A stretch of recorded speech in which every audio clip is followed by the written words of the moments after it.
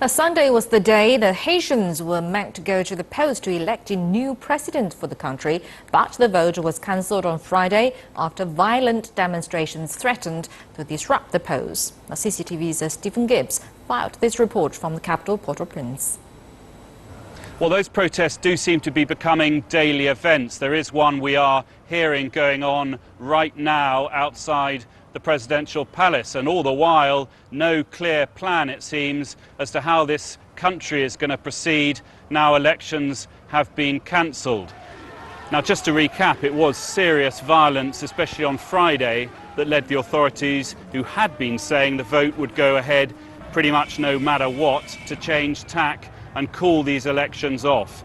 Now, why have they been called off? Well, a large number of people here are unhappy because they say the first round of those elections, which took place in October and in which 54 people were standing for president, they say those elections were riddled with fraud, and so the whole process needs to start from scratch. Now, of course, not everyone here does believe that demonstrations are the solution. We've just been speaking to people out on the streets of Port-au-Prince about that. It's causing us lots of problems because tourists are staying away. We can't sell anything. The tourists are afraid.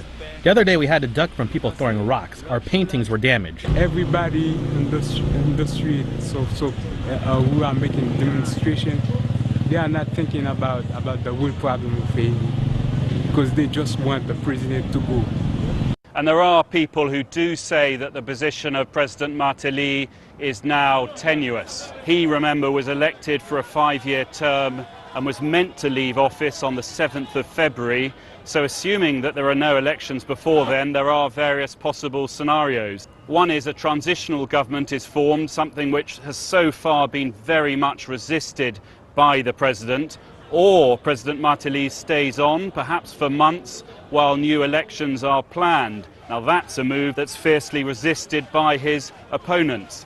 Another scenario is that the protesters, who have been buoyed by their success in cancelling these elections, go beyond their original ambition and will try to force Martelly out of office early. So all very volatile here in one of the poorest countries in the world, and one which is still struggling to form a stable democracy. Stephen Gibbs, CCTV, Port-au-Prince.